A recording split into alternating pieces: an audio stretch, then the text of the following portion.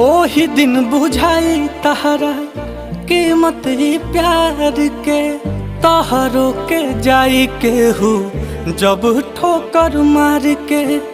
रहब न हम खाली पैबू तू गम हो, फेरू नहीं आई कबो मौसम बहार के। बारू हर जाई हो